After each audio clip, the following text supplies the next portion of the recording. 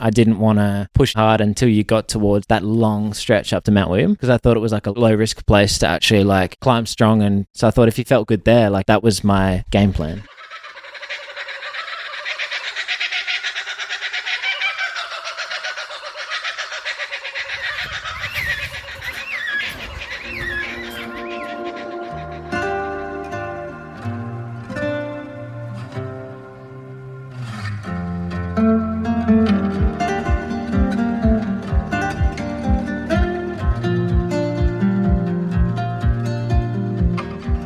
Hi all and welcome to episode 12 of Gary Word Trail Running Podcast. You got myself, Mark. I'm here with co-host Paddy. Hello. And Phil. G'day. And we've got a very special guest today, Mike Dunstan. How are we? Thanks for joining us, Mike. Episode 12 today, it's the last section of the Grampians Peaks Trail, and we're going to do a deep dive into that, but also fantastic to have Michael and hear some of his experiences. Before we kick off, I would just like to acknowledge the traditional custodians of the lands on which we're on, and that's the Djapurrung and Jabberjali people. So this section, the Grampians National Park, actually, there's three groups that all have a kind of shared interest over the national park, and that's the Wadjabaluk Nations, Eastern Mara and the Gunditjmara people. So this episode 12 actually goes through, you end up going over private property, and it's actually the last couple of kilometres run through Gunditjmara country before you finish in Dunkeld, which is right on the border of the Gunditjmara and Eastern Mara people. So I'd just like to acknowledge that before we move on. But welcome everyone. I'd like to acknowledge that the backing music today is actually provided by our special guest who has many, many talents. I wish I had some even close to as much as him, but it's Mike. Welcome, Mike. Thank you. It's good to be here. I think you're the first guest we've had that's provided their own music. Wow. Well, you guys... And we waited until the last episode. Yeah, no, I feel very honoured that you want to use my music, so thank you. You do have the honour of being the current course record holder for the GPT 100 miler event. So before we get into this last section, Trail 12, we would just like to hear a bit more about your experiences running here in Gary Word, and especially unpacking some of that 2023 miler event. Yeah, the first time I ever visited Gary Word was actually playing live music down at Paper Scissors Rock, the brewery, and Will would always let me stay for free in his house for as long as I wanted and come trail running. And yeah, the day I first played, I went up to the pinnacle and I was like, my goodness, like I was taken back by how good the trails were. And so I ran for a bunch of days after the gig and just kept on exploring and really loved it. And then... Sorry, just did Will kick you out when you started taking his crowns? No, he actually didn't. I don't think he threatened it either. He was silently seething though. I think he wasn't happy about it. One of you guys probably suggested it. Actually, can I jump in just quickly? For a bit of context for listeners out there, just like Will, our special guest from, when was he? Episode 6. Episode 6. So yeah, we're talking about Will Hudson, who's mad downhill runner and runs the brewery and cafe here in town. So it's a small town vibe, and that's how I first bumped into you as well. And when Will told me that you were running the GPT, the miler, I was like, what? The bloke who played at the brewery? I was like, nah, it can't be the same guy. No one's got that many talents. Well, I think that would have been my reaction too, because I had no idea what I was getting into. Yeah, I think like Will and meeting you all through the brewery and how lovely everyone was and linking up with people for runs like was an amazing first introduction to this place. And I immediately was like, every chance I drive past here, because at the time I was still based in Western Australia, so it was like kind of a passing through to whether we play in Melbourne and then go further on. So yeah, the miler was a later idea. Well, it definitely was not in the brain early on. Yeah. I mean, there aren't that many people who sit there playing their guitar at Paper Scissors Rock, the brewery. It's a fantastic place. You play outside and the music kind of echoes off the mountain range, which is just a stunning place to be. But I doubt there are many musicians who are sitting there strumming the guitar and looking up and thinking, do you know what? I'm going to run the entire length of that thing and I'm going to win the race. It actually happens all the time. Certainly for me, it was a very foreign concept when I heard about the miler, and I'm like, whoa, what sort of people is that going to attract? Did you have a lot of ultra experience before getting into the GPT miler? No, I had 2 races, and one was a 65k in Western Australia called Transcend Ultra. Actually really tough, quite hilly, still has maybe 2,500 of elevation.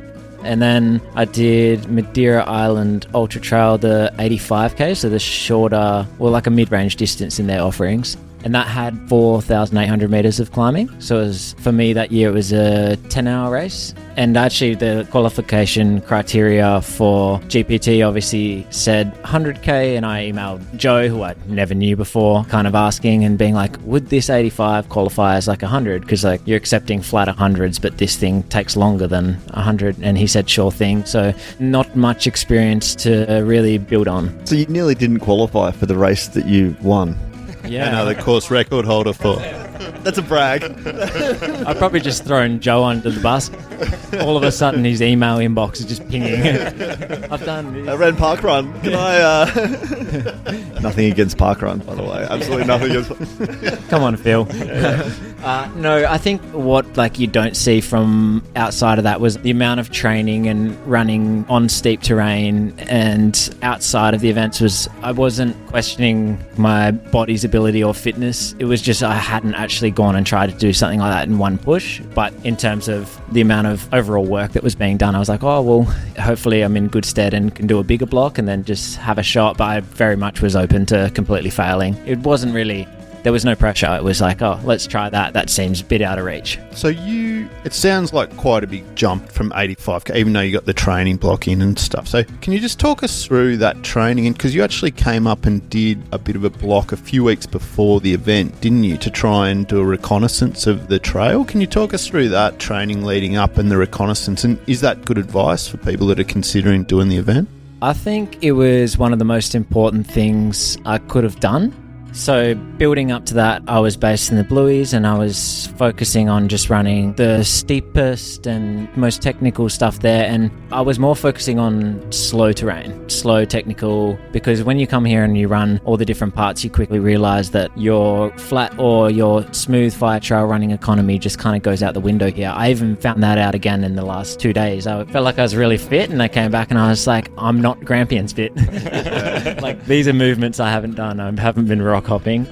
And so I had done quite a lot of, I guess, lots of hiking, and then we're talking on trail today, and I was just, this is such a hiking specific race. And so with Eric Holt, a friend from the Blue Mountains as well, he kindly joined me to do the recce, and I believe we did it over 5 days. And then Will kindly lent one of his cars that we could car drop, so I drove down from the Blue Mountains and then borrowed one of Will's cars and set out to go do it over 5 days. And my approach was like, it was not to get a gauge of time or anything, it was go out there and do it as sustainably as possible, like basically like zone 1 effort, because it's going to be well over 20-hour week, and then just see how it feels. And I think the best thing was that, you know, you were feeling the accumulated fatigue and impact on the body just from doing 5 hours a day, and your brain goes like, oh wow, like this really deserves a lot of respect. And I think the biggest takeaway was, one, we finished the recce, I think, in 24 hours, and we were mostly in a zone 1 effort. And I was like, okay, like that's a pretty sustainable effort even in a race. You could race harder than that. Like you should technically be able to race harder than that. So it gave me an idea of time, but also the sensations by the time we're getting to the back of the recce. I was like, wow, like you wouldn't want to go and attacking the downs too much. I think you just pay for it. So it gave you a real respect for like, hey, pace this thing. This is huge, and it really taxes your body.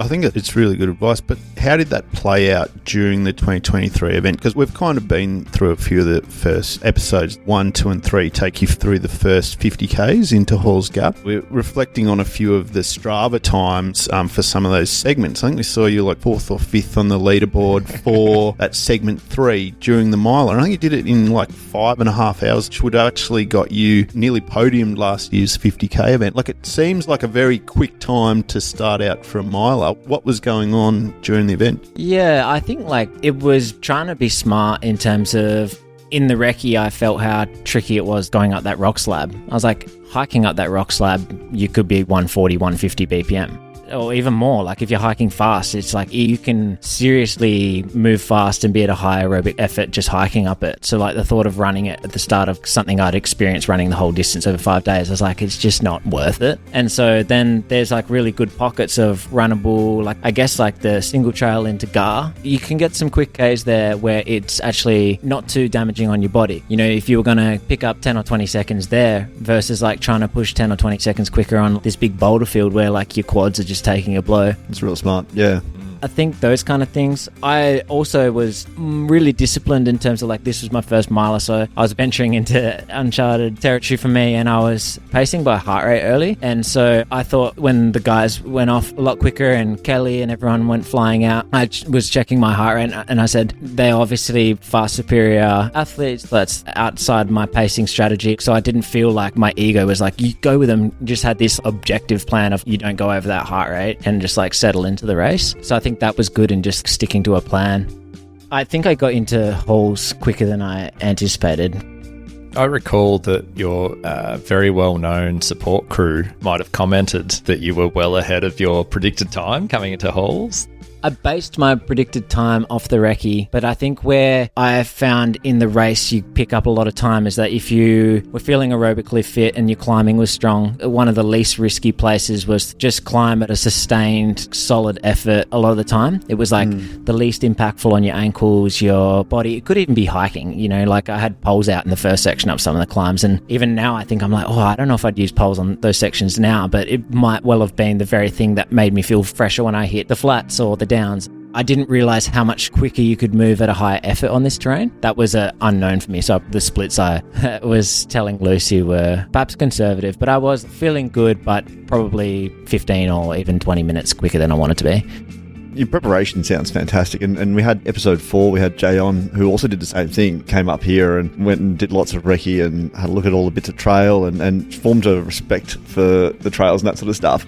So I commend you on your preparation, because you'd also had your support crew, as you'd mentioned, you're really organised with the support crew. You had that worked out months in advance, didn't you? I was like, this is a leading question. Yeah, a little bit. No, some of my close mates who originally, like a long way before, planned financially and just schedule-wise weren't able to make it up, and that's just how things work out sometimes. And I didn't really know too many people, and I put up a story, and the single track guy shared it on the story, and then I remember seeing that. Yeah, it was like 2 days before. I was like, this guy that Will has touted going to be a good runner, and should keep an eye out for him. I just didn't have any other options. And I also, like, even getting to the start line and things, it was because a mate had let me borrow their car from Melbourne and things like that. It was the pieces of the puzzle fell into place agonizingly last minute. So a lot of it was just very unplanned. It does show that anything can happen. But who did you end up getting as your support crew? Yeah, so Lucy Bartholomew crewed me and actually has some really good advice for me. I'm a big fan of running with caffeine.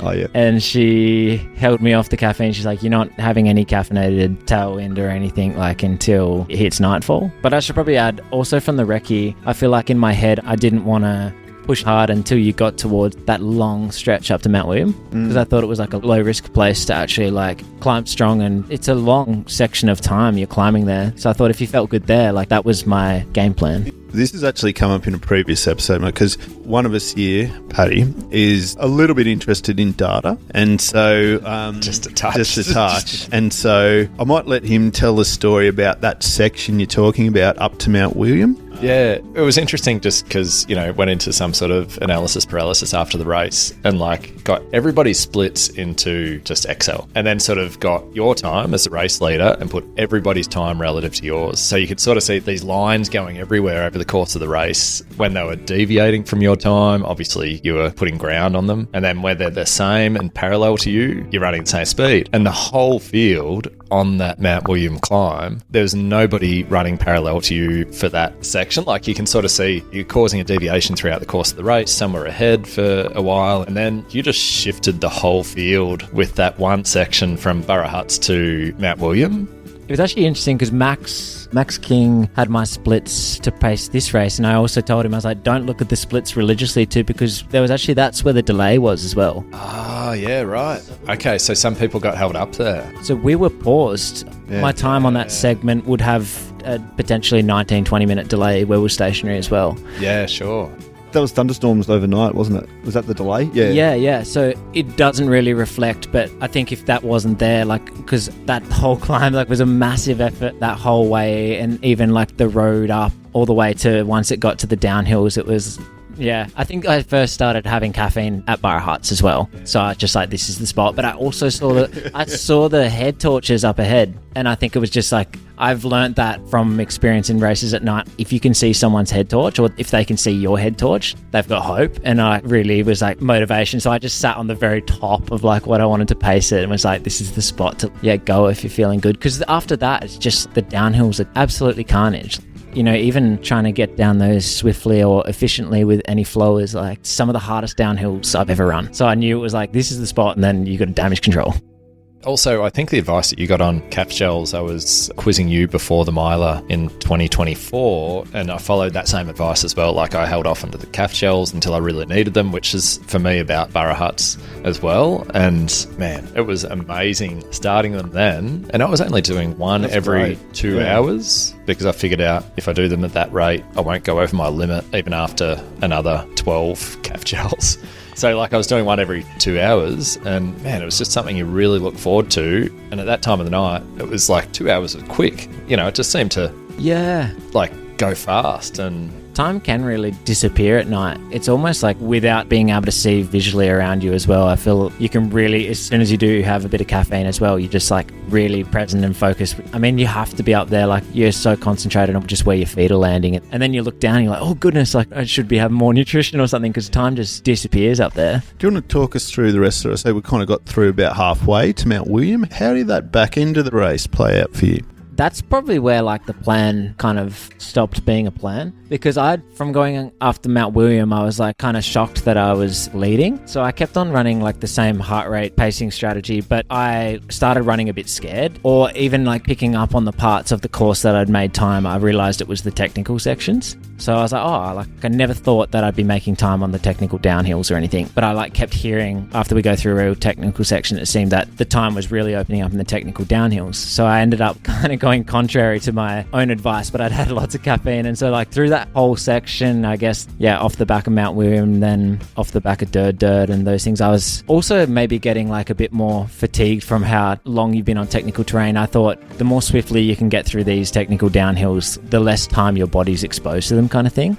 I chatted to Joe today and I said there's this weird thing about Gramps where if you're going slower, you're almost exposed to more technical terrain. It's almost unfair, because then if you're like moving at a higher aerobic, say like a stronger effort, and your stride is like you're clearing more ground, it's like your foot's landing on less rocks. That's an interesting take. Yeah. And so like it was more listening to the sensations of the body, being like, run this as confident as you can without your quads feeling like they're bricking up or anything like that. So I think I ended up trying to get through those sections a lot faster than I anticipated, and I did pay for that later. Sure. But then it was treacherous going through up towards Yarram, the campsite up there. I remember like putting my foot on a rock and through the boulder field. Yeah.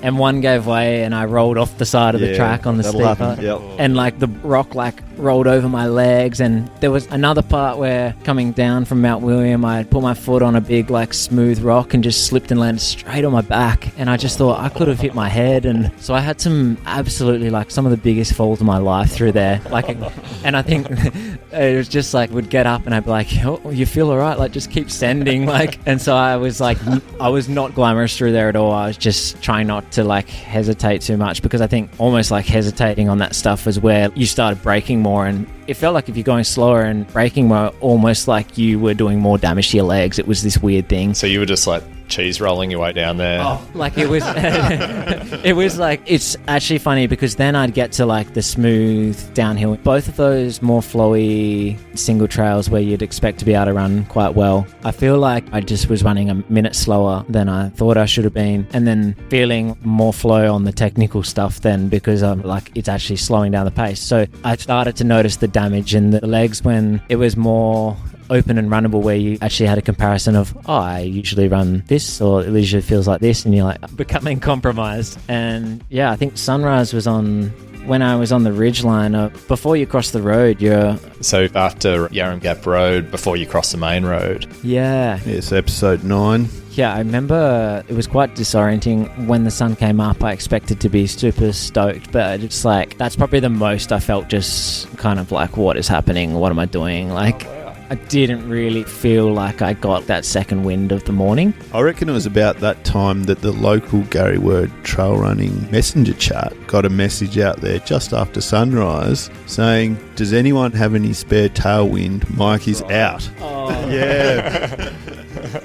Yeah, that's how thoroughly planned everything was. Didn't anticipate how many scoops of tailwind I needed. That was really tough, and I think the worst thing you can do on this course is expect a part to be easier than it actually is. So I think I remember that part from the recce, and when I was going through that, I was like, this is still really challenging, really tough. And the sunrise did end up being beautiful, but I remember not feeling like properly kind of stoked until the light was a lot higher, because there's that period of like an hour where you can't have your head torch off, but your head torch seems to be doing nothing. And I think it was just trying to navigate technical terrain through that. I just felt like it was playing Minesweeper. And then after that, I think I started to lose my downhill running. Like I didn't really feel like I had gears on downhill. It just felt like just do the best you can to survive the downhills, because my quads just were very sharp, like stuff digging into them, it felt like. But in terms of climbing, that whole back southern area where you're going over abrupt and signal and things, like the poles came in so handy, and I actually feel like I was still really climbing well, and like it was like a big positive. So I just kind of doubled down on climbing and tried to climb as best as I could, but I kind of just was running scared the whole time. Like often when I'm racing, I just always feel like it's possible for someone to breeze past you, and you forget that everyone's hurting. And I think that's just part of being in like bit of a fight or flight.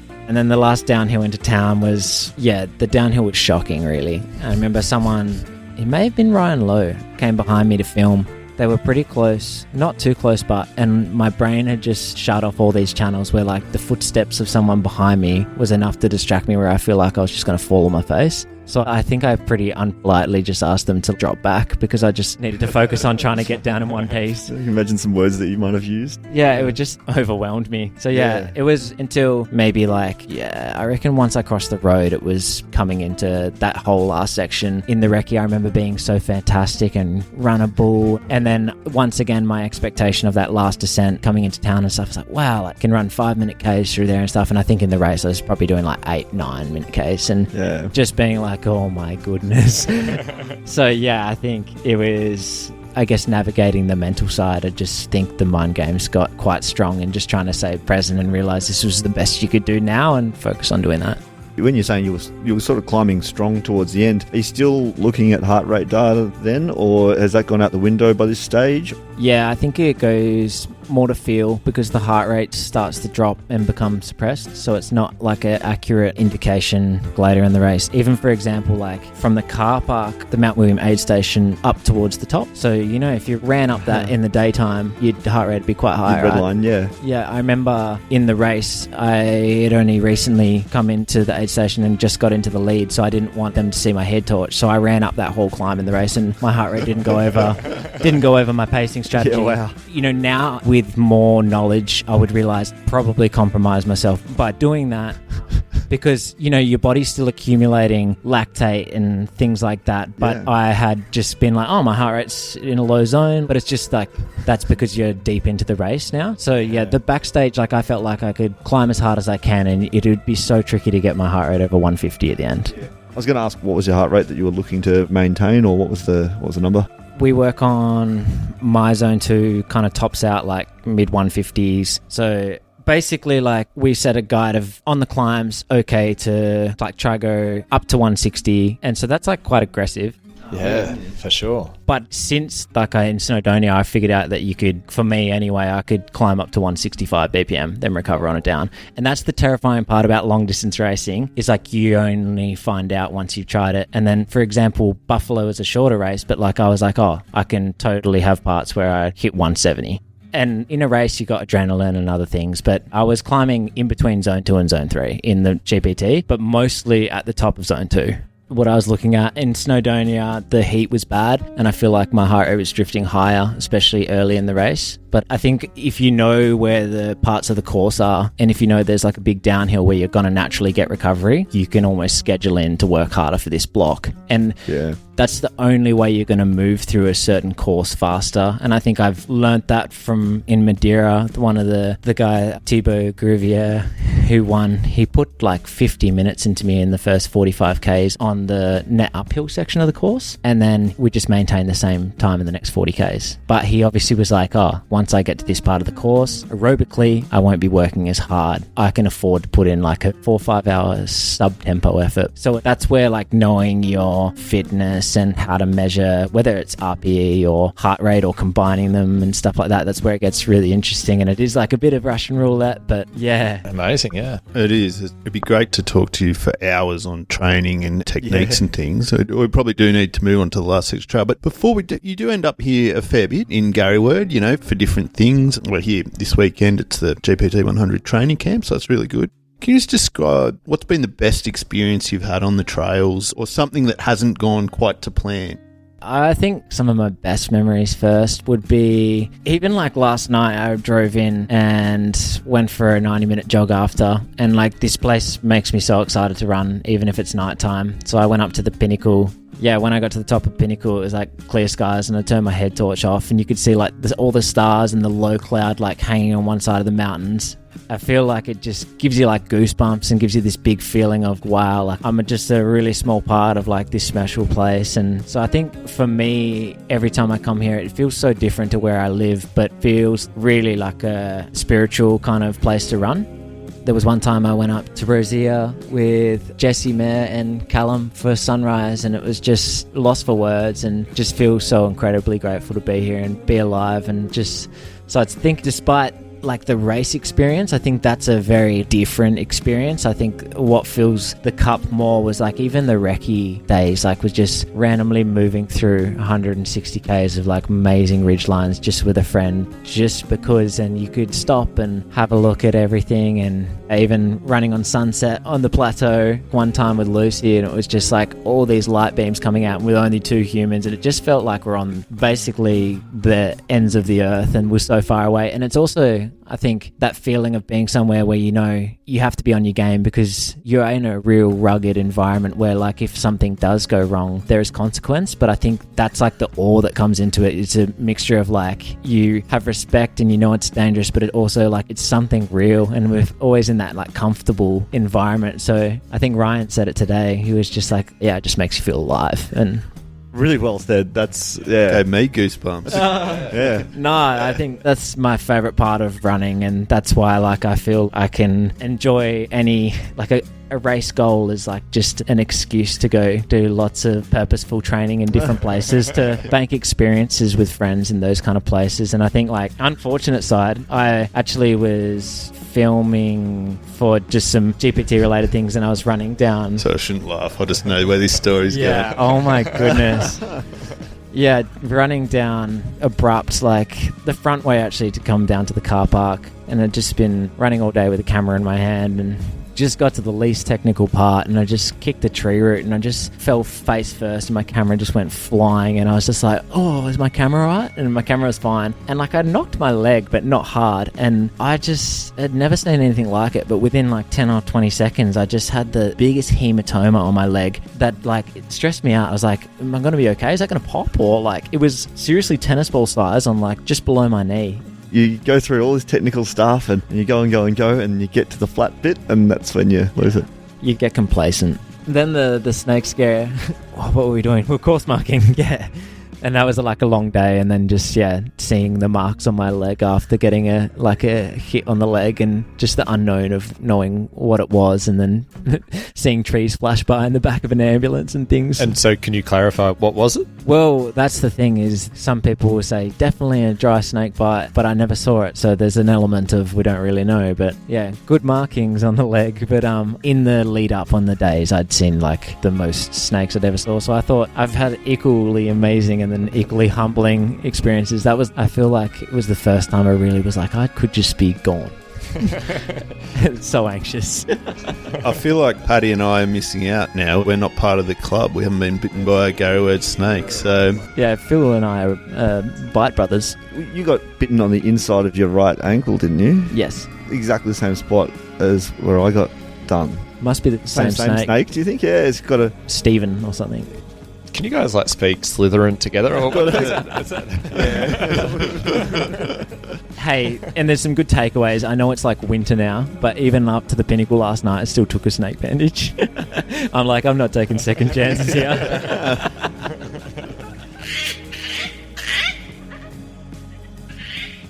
In this episode, we are going to cover the final section of 12 in just a little bit more detail. I think we've actually really covered quite a few things already, but some stats from this last section. So this is going from the Bangor car park to finish at Dunkeld, and this is 10.5 k's long, 455 metres of ascending, and a little bit more descending with 485 metres. There's 2 hills here, one little one big one. How do you guys break it down? How would you break down this stage? I mean, the first bit, you got the first like little mountain, Bangor. It's not a peak that you really nailed. You sort of Go around the side of it. Go around the side. Yep. It's worth it's only 400 metres out to the summit, and it's worth, if you're out just for a day trip, going out and checking it out. Just during events, you don't go out 400 metres out and back. Very easy to get to. But then after that, it gets quite runnable on the downhill. Quite a fun little descent. Yeah, not too much of a gradient, pretty well formed and flowy. And that's just before you then take the next ascent up to Sturgeon. Yeah, so you kind of cross the Vic Valley Highway, which is the end of that little, it's probably a couple of K from the start of this section through. You kind of go up and over, probably about a 70 metre descent back to the Vic Valley Highway, and then you cross over. It's a weird one. I reckon there's always cars. There's not many cars there, but I've always had to stop for cars. I've never stopped for a car. Have you not? I'm lucky or unlucky. Maybe Pat's got the segment crown and he's organised cars to slow down. Yeah. He's in preservation mode. Classic feeling. Yeah. Once you cross the road, it's not far before you do start descending. It's funny, you talk about 450 metres of ascending in this section, which is a lot less than some of the others, but it is a pretty brutal ascent. I feel like it's one of those climbs that when you look at the stats, you don't get the full picture. Like, I think even so in 2024, I was filming Mick, the adaptive athlete, just like amazing what he was doing up there. I just couldn't believe it. And I just was kind of like, wow, I forgot how steep and gnarly this is. This is technical, it's steep, it goes forever. And I thought I followed for a long time. And when I saw my map upload, I was like, I didn't even get close to the top. But in the race as well, I think I just thought I was about home and hosed. Like, oh, one more little one. I think because you've come over Signal and Abrupt and, you think they're the real crux of the southern end. But I would say the climb of this last Sturgeon Peak is easily as challenging. I don't know. I feel like Abrupt kind of just like the trail is really well built and it throws you up there, whereas Sturgeon makes you work for it hard and the grade is steep. Like, I fully have that. I remember coming around all the corners and being like, I must be basically at the summit, and then probably another 10 minutes of climbing or something. I was like, wow. Yeah, it was tough. It feels like you've ascended a fair way, and then if you look back across, you can tell where you're at. It feels like you might be getting close to the summit, but you're actually at the same height of Bangor. But it feels like you've already put a fair chunk into it. You got to remember that that's probably only a third of the way up, and you keep going about that again, and there is a false summit, but you think that's the top again, and then you just, it kind of keeps going, and it's tough. It's a nasty stage for just making you think that you're nearly there, and then you're not. That theme also continues on the down. It does. If we could switch to that side, like the downhill is amazing there. Like it's lovely. For a start, you've got incredible views and you've got some techie, rocky stuff before you drop down to that metal bridge that's going sort of underneath the cliff. And then after that, you've just some good views out there, though. Oh yeah, brilliant. Like to the south as well, which is a little bit different to the rest of the course. And then after that metal bridge, you get to this super flowy, I call it, say, like mountain bike track, but it is so much fun. Probably not so much fun after you've done, 155 Ks already. The hard part of that downhill at the end of the miler is that it's like fast. Yeah. It's fast and slick, and your body is not, like, your range of motion is so compromised. So I just remember the best I could do was shuffle down it, and every step just felt like just really intense pain in the quads. It was one of the hardest downhills of it, and I wish it was stairs or something instead. If you went out there just to run it, you'd be having a ball, but on that day, you're not. No, so that was incredibly challenging. And then the flat part was a lot better because it just wasn't any of that downhill impact that was causing. And I think it depends how you've raced, I guess, but the climbing still felt okay. And it was like, there's no real downhills to the finish line from there. It was like, yeah. That's really interesting because, I mean, I only did the miler up until the 115, 16K mark. So you didn't get to race this, did you? No, so I didn't get to race it. But whenever I've been on this section, I've actually loved that downhill so much because you're on fresher legs. And then you get to the flat bit that you found good in the miler. I'd struggle so much on that flat bit with a couple of degree incline that goes for 2Ks before Dunkeld or 2.5. On it in 2023, you ran the last leg when the three of us were doing the stage relay over the 4 days. So we actually beat you by 5 hours, Mikey. So you might need to lift the game a little bit. We'll just pivot and start asking you guys tips, I think. But how did you find that? I was pretty pumped for you because we'd done the end of the 4 days. It was the 2023 event, first event. You're finishing for us. How did you find that sort of racing experience? Well, it's the first time I could really go all out because there was no day the next day, and I was incredibly nervous in the 3 days before that, thinking, I don't know how I'm going to wake up tomorrow. You're being a bit conservative. And then on that last day, it's like, okay, this is the last day, giving it everything I've got. And it was fantastic. But again, that 2.5K into Dunkeld, I'm like, when is it going to finish? Yeah.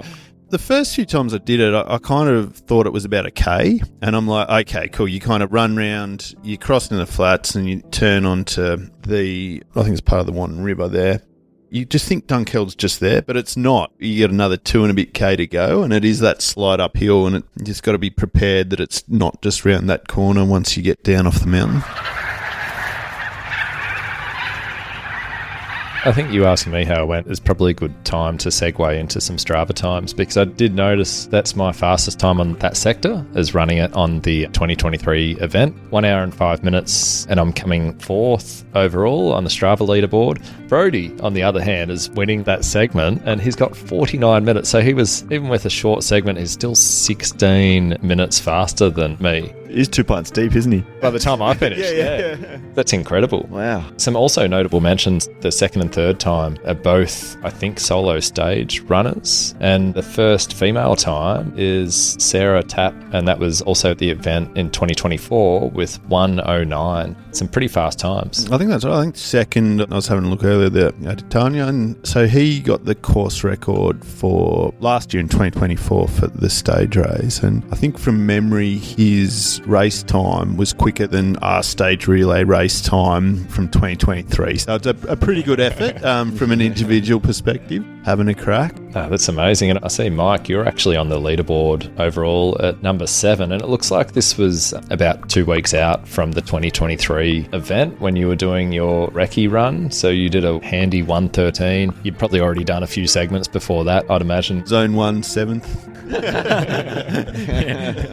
No, I think the last day we actually felt okay. I think there was like the middle days didn't feel good, but that's what I think we're missing is that in the miler, once you get off that downhill, you know you're so close that you get a massive second wind, I feel. My watch actually had died, so maybe that's the key, is that potentially I was moving at rat space, but I just was like going off feel, and I was like, we're so close. So yeah, I never had any objective measure to be like, oh, you're actually moving horribly. Yeah. So my memory of it is just like freedom, just no metrics, no nothing, just like we're just getting to the finish line. But I think you'd find in the miler, that last section, I think you'd find another gear. You're just like, I just could not believe that we were in Dunkeld. Like, it was so surreal. Even in the recce, I like lost my mind. I was like, we're in Dunkeld. Like, we've run all the way to Dunkeld. And then in the miler, it just felt like a fairy tale. You're just like, are you kidding? Like, this is a joke. It's one of the beautiful things about the race, and one of the unique things about the GPT trail is that it is a point-to-point, like north to south, 100 miles. It's very neat and really kind of poetic, I suppose, that you do end up, nearly 160 kilometres from where you started. Yeah. Like a degree of latitude. Yeah. Yep. And, as you said, Paddy, on that segment with the metal stairs, it's probably the first time you sort of can look south and not look at another mountain. It's you get this flat, open area, and you've hit the end of this, amazing landscape in the mountain range, and you're finally just there. You've arrived now. Yeah. And I've only done like 2 formats of milers, and one was a loop and one was a point-to-point. And like from an experience perspective and a journey and just something that feels magic and a bit profound, just like hard to wrap your head around, like the point-to-point format is just, yeah, because then to come back to Hall's Gap, you drive back past what you ran and you're just looking at, you're just going, how? Yeah, you got 100k an hour drive, And it takes forever. yeah. And I think that's that journeying through a landscape, this landscape, you talked about it being very spiritual, that connection that you feel being here and stuff, and that ability to traverse the whole end to end across this, and just coming straight out of the plains, and then you kind of finish in Dunkeld, but looking back up and just seeing them rise out of the sort of the plains and then what you've run through, pretty majestic experience. He's brought the majesty into it. It's huge. They give me shit about using majesty too much in the earlier episodes of the podcast. Oh, just out of context here, like, what just happened?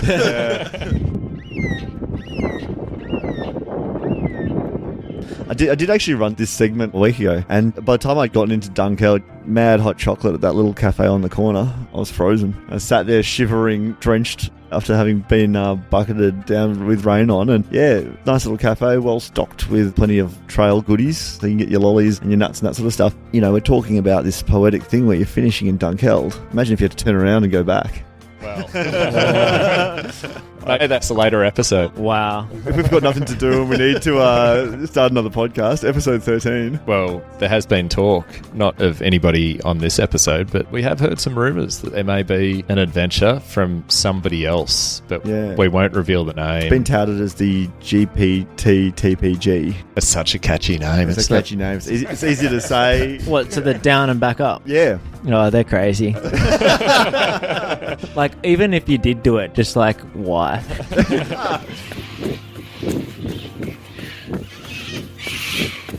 While you were giving the corner shop a little plug, local secret, the bakery, 1 street back or 2 streets back? Yeah, 2 street back. 2 streets back. It's hidden away amongst the residential area. Just, look up bakery on Google Maps. Yeah, and it's just incredible. Yeah, great options to accommodation options as well if people are looking to base themselves out of Dunkeld. You can get a range of different meal options as well, from sort of more fine dining experiences to just trail sustenance, which is usually what you need after long runs. Good recovery food. So yeah, definitely worth supporting some of the local businesses down there for this segment as well. Yeah, do you reckon the Royal Mail and Wickens will give us some free dining there? It's pretty cheap to eat there, isn't it? You know, if we give them a shout out. We'll give them a shout out. Give them a shout out and say, we'll get a cheese plate. Yeah, half a cheese plate. Yeah, really want to thank our special guest today, Mike Dunstan. It's incredible to have you for this final episode of the series as well. Really appreciate you tuning in and contributing tonight. It's fantastic. Can we do a shout out for your music as well? So how do people find you?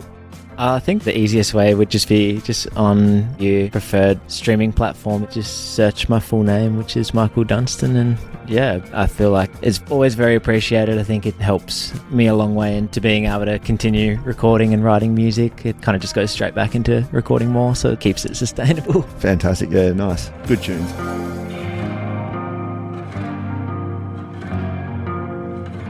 Yeah, thanks everyone for joining us on the journey through the Grampians Peaks Trail. And yeah, this is the end of the 12-part series, but stay tuned for more. I'm sure this isn't the end of our journey on the airwaves. No one's going to want to listen to us talk crap about running, so we may as well record some more episodes. Mark's got nothing. He's still compromised from UTA 100. Yeah. I know that feeling. Just empty space. Yeah, no, I'd like to thank everyone. It's been a really fun journey through these 12 episodes, and thanks for everyone listening to our banners, the special guests, and I've had a great time with the co-hosts, Paddy and Phil, taking everyone through what is, I find, an extremely, amazingly cathartic and just majestic experience of trail running here in Gary Word. So thanks to everyone for listening. Yeah, I'll second that, Mark. It's just been a bit of a hoot. Yeah, no, really, really, really fun. You know, it's not often you get to, just hang out and talk shit about running. Actually, no, we do it all the time. But no, I do want to thank everyone for tuning in and listening. I'd like to thank my mum for listening, and nah, that's a joke. She hasn't listened. She doesn't listen. Nah. Yeah, it's been great. We love sharing this area, and as we've said multiple times on this podcast, being able to connect to the land with our feet and to run across it and to pay respect to the history of this place. It really is something to behold. If we can get some more people coming out and experiencing it and spending some time, then that's our work done, I think. Fantastic. Cheers. Till next time.